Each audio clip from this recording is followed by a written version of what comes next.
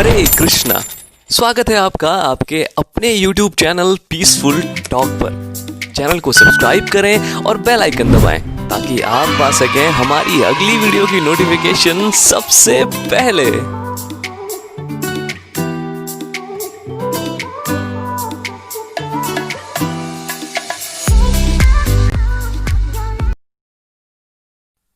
खुशी मेरी तलाश में दिन रात यूं ही भटकती रही। कभी उसे मेरा घर ना मिला, कभी उसे हम घर पर न मिले। हरे कृष्णा। मेरा नाम है जितेंद्र जोशी और आपके अपने चैनल पीसफुल टॉक पर आपका फिर से स्वागत है। आज मैं आपको एक कहानी सुनाने जा रहा हूँ, एक लड़के की कहानी जो आपके और मेरे ही तरह है, जिसका नाम है दीपक। ये नाम दीपक उसकी बड़ी बहन के कहने पर रखा गया। हर बच्चा अपनी माँ से बहुत प्यार करता है, उसी तरह दीपक भी अपनी माँ से बहुत प्यार करता था। उसका संसार, उसका सुकून, उसकी खुशी सिर्फ और सिर्फ उसकी माँ और उसकी माँ की गोद ही थी। उसके अलावा दीपक को कहीं और खुशी नहीं मिलती थी। नीचे रखते ही वह रोने लगता। किसी की गोद में वह खुशी से रह ही नहीं पाता था, फिर चाहे वो कोई सेलिब्रिटी हो या कोई बड़ा पॉलिटिशियन ही क्यों ना हो। दीपक सिर्फ अपनी माँ के आंचल में ही खुश रहता था। धीरे धीरे समय निकला और दीपक 1 साल का हुआ। अब उसकी नजर सुंदर सुंदर खिलौनों पर पड़ी और दीपक उन खिलौनों से खेलने लगा और उन्हीं के साथ उसका ज्यादातर समय भी बीतने लगा। और उसी में अब दीपक को खुशी भी नजर आने लगी। और इन्हीं खिलौनों के साथ टाइम बिताते, स्कूल जाते, अब दीपक बड़ा हुआ। अब दीपक 10 साल का हो गया और अब माँ की गोद से निकलकर उसे इन खिलौनों में ही खुशियां नजर आने लगी। अब उसे माँ के पास होने और न होने का भी कोई खास फर्क नहीं पड़ता।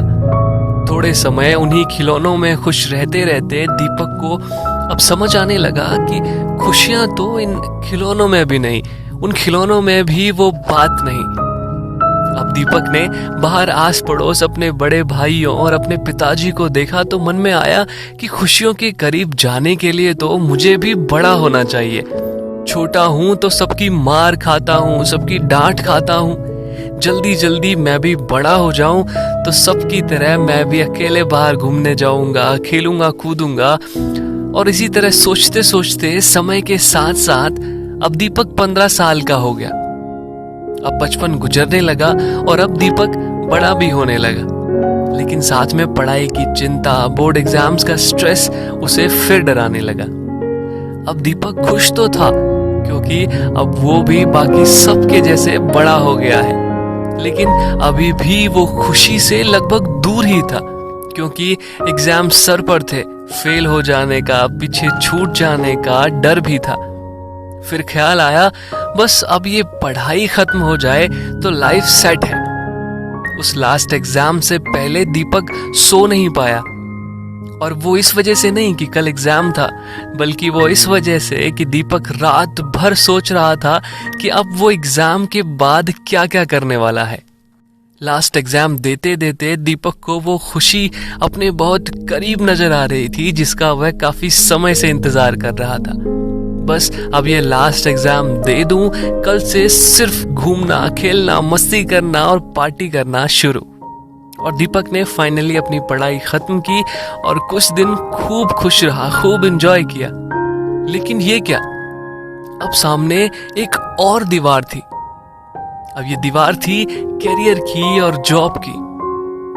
उसकी चिंता थी पर उतनी नहीं, क्योंकि काम नहीं किया तो पैसे नहीं होंगे, और पैसे नहीं हुए तो शौक कैसे पूरे होंगे, और अगर शौक ही पूरे नहीं हुए तो खुशियां कैसे मिलेंगी। और फिर दौड़ शुरू हुई पैसा कमाने की, और एक समय पर पैसा कमा भी लिया। आज पॉकेट में महंगा फोन है, पैसे हैं, लगभग सब कुछ है, जैसा चाहे वैसा खा सकता है, जहां चाहे वहां जा सकता है। लेकिन अभी भी कुछ नहीं है, तो वह है खुशी। दीपक फिर इस खुशी पाने की भागदौड़ और निराशा से उदास और टूटा हुआ परेशान है। अब दीपक अपना दुख किसी के साथ शेयर करना चाहता है।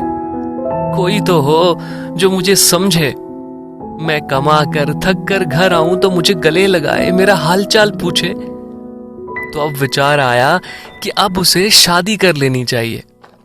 और उसी खुशी की तलाश में दीपक शादी कर लेता है। थोड़े समय दीपक की खुशी दीपिका में और दीपिका की खुशी दीपक में ही होती है। लेकिन समय निकला और कुछ समय बाद लगा कि अभी भी कुछ कमी है। शायद वो खुशी यहाँ भी नहीं। इस खुशी का एहसास वैसा नहीं है जैसा मैंने सोचा था।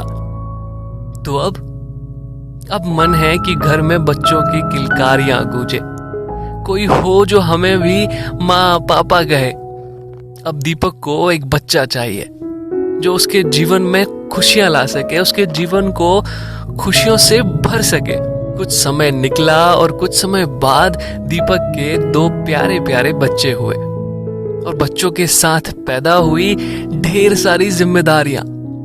अब दीपक वो सपना असल में जी रहा था जो उसने खुशी के करीब जाने के लिए कल देखा था।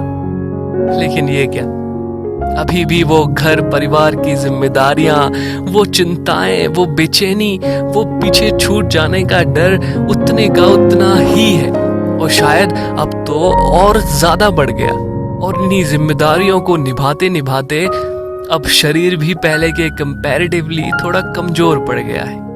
लेकिन वो खुशी की भूख अभी भी उतनी की उतनी ही है। अब उम्र लगभग खत्म होने को आई, लेकिन खुशी की वो संतोष और संतुष्टि भरी ठंडी सांस अभी भी दीपक नहीं ले पाया। और अब जब दीपक थक हार गया, सब लगभग खत्म हो गया, अब बुढ़ापे को दस्तक देता देख थकी और हार मान चुकी आंखों से कहीं दूर दीपक को खुशी वापस नजर आने लगी। और वो खुशी थी उसी बचपन में, उसी माँ की गोद में, माँ के लाड प्यार में, बचपन के दिनों में, बचपन की टूटी पुरानी साइकिल में, खिलौनों में, स्कूल में, कॉलेज के दिनों में। अब दीपक सोचता है, यार दिन तो वही अच्छे थे, खुशियां तो वही थी। लेकिन अब क्या, अब तो न वो माँ बची, न माँ की गोद, और न वो टूटी साइकिल बची, और न ही शरीर में उतनी ताकत ही बची। जब बहुत देर हो गई तो अब समझ आया कि मैं खुशी ढूंढते ढूंढते अपने आप को ही खो बैठा, अपना जीवन ही खो बैठा। लेकिन खुशी न पा सका। क्या आपको नहीं लगता कि ये कहानी कहीं ना कहीं हम सबकी कहानी है? क्या हम भी ऐसे ही दीपक नहीं हैं जो अंत में बुझ जाते हैं खुशी की तलाश में, लेकिन खुशी के करीब भी नहीं जा पाते? तो दरअसल खुशी कहाँ है? कैसे मिले वो सुकून की सांस? क्या आपके साथ कभी ऐसा हुआ है जब बाहें फैलाए अंदर से आवाज आए कि यस आई एम हैप्पी, हाँ मैं खुश हूं? शायद नहीं। जाते जाते आपको इसी क्वेश्चन मार्क के साथ छोड़े जा रहा हूं। अपने आप से पूछें कि आप खुश हैं? इतना जीवन जी लिया, इतने प्रयास कर लिए, काले बाल सफेद कर लिए, उम्र 15 से 50 कर ली, सिर्फ इसी चाह में कि खुशी मिलेगी। पर खुशी अब तक नहीं मिली। तो क्या आपको लगता है आगे इसी रास्ते पर आपको खुशी मिलेगी? अगर आपके पास जवाब है तो अपना जवाब जरूर कमेंट करें। मेरे पास तो है। हरे कृष्णा।